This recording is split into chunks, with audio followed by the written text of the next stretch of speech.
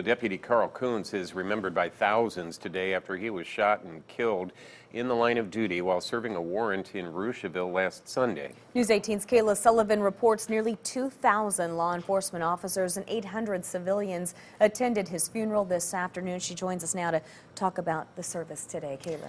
Yes, Jeff and Gina, today was about remembering who Deputy Carl Koontz was, and the service taught us a lot about him. We learned his favorite food was homemade lasagna. We learned he introduced himself to his wife by saying, "So, I like redheads." But most of all, we learned about how much he loved his job, the job he gave his life for.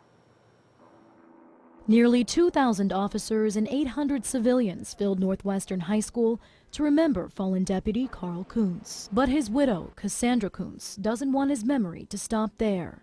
She wants their 8-month-old son, Noah, to know what his dad meant to this country. If you see him down the road when he's older, if you could just say, "I was at your dad's funeral," that means so much to him. Officers from all over the state came to show their support for the deputy.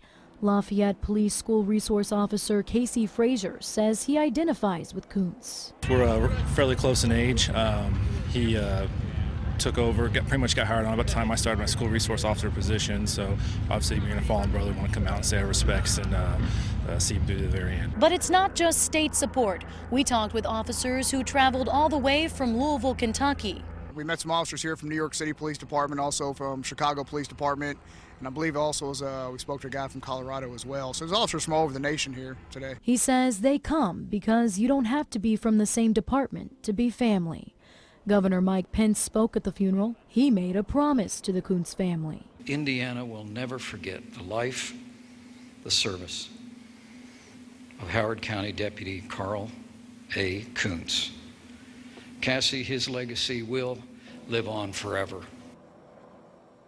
Now, there were several testimonies throughout the service that showed who Carl Koontz was as a person. Many of them made thousands of people chuckle, like the time Koontz volunteered to put on a wig and go undercover as a female. Some of those testimonies can be found on our web story at WFI.com.